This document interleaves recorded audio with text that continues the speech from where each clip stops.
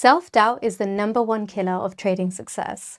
You can have the best strategy, but if your mindset is in the way, you'll never execute with confidence. So in today's video, I'm going to show you 3 powerful steps so you can finally break free from self-sabotage and execute with unshakable confidence. Sound good?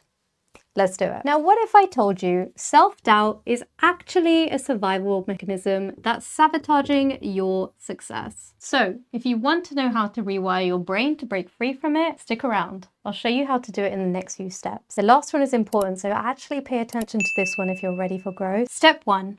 Identify the trigger of your self-doubt. Now, your brain is wired to protect you. When you feel that self-doubt creeping in, it's often your brain scanning for perceived threats. The problem is these threats are often just emotional reactions and not real dangers. So maybe you've had a losing trade or you're worried about another one. That's the moment to pause and ask yourself, what's actually causing this doubt? Step 2, challenge that doubt with evidence. Self-doubt isn't a fact, it's a feeling.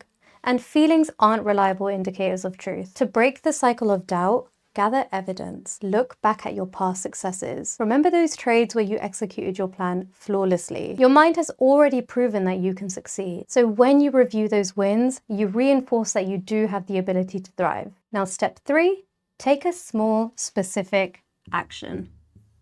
Your brain loves certainty and action. The worst thing you can do when you're doubting yourself is to freeze. Instead, commit to one small specific action. It could be as simple as, I will follow my risk management plan for the next trade. It sounds small, but it's enough to kill doubt, to build momentum, and to make you feel in control again. Another thing you could try is the interrupt and shift that I explain in the webinar. It's uploaded on YouTube. When you identify the trigger, challenge the doubt with proof and take that small action. By taking the small action, you take back control. Confidence is built by doing these steps consistently. It's not about removing fear, it's about managing it. If you do this, you will execute with confidence and you will begin to see your trading transform. Now, here's what's crazy. Most traders don't fail because of discipline or bad strategy. It's something much deeper than that almost no one is talking about. And in my next video, I'm going to reveal exactly why 80% of traders fail. And it's not what you've been told. Make sure you don't miss it by following now.